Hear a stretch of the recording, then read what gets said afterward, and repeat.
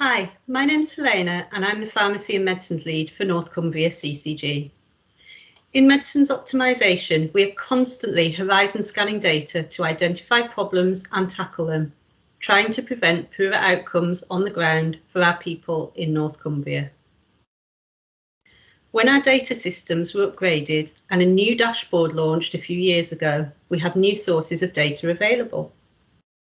This included polypharmacy, which is where patients take a number of different medicines for different conditions. Sometimes this is helpful to prevent disease or symptoms, and sometimes it can be harmful to people. Reviewing the data, we explored it with prescribers in our network meetings to jointly understand what it meant and where they saw the priorities. It was a great opportunity to identify our successes and decide on our next steps. Over the last decade, more evidence has emerged about the strong link between certain combinations of medicines taken together and dementia, how anticholinergic burden can contribute to cognitive decline. There are also short-term side effects on quality of life, such as constipation, urine retention, and confusion.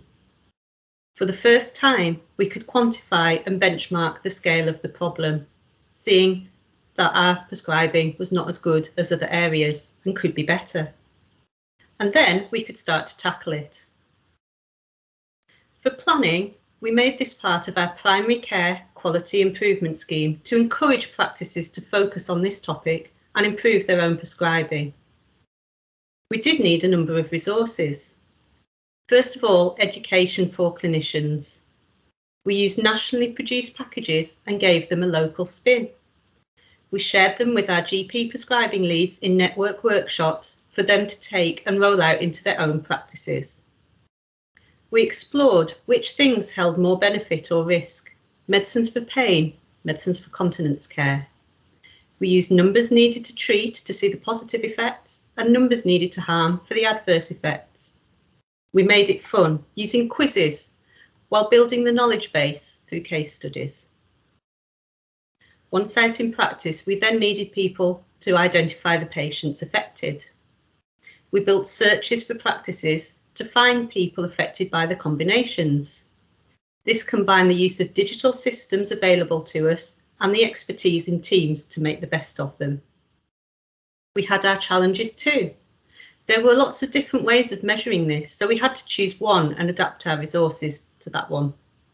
It also gave us an opportunity to influence other bodies on the choice of tools due to the evidence base. Our people were really important. In practice, our medicines managers identified the people affected and passed to our pharmacists and GPs to review them. So what was the outcome? Our prescribing of these higher risk combinations has decreased substantially from above the national average to almost zero. Our prescribing by our practices is now amongst the best in England. And what did we learn? It changed our understanding of managing long-term conditions from looking at each one in turn to an overall review of what matters most to the person in front of you.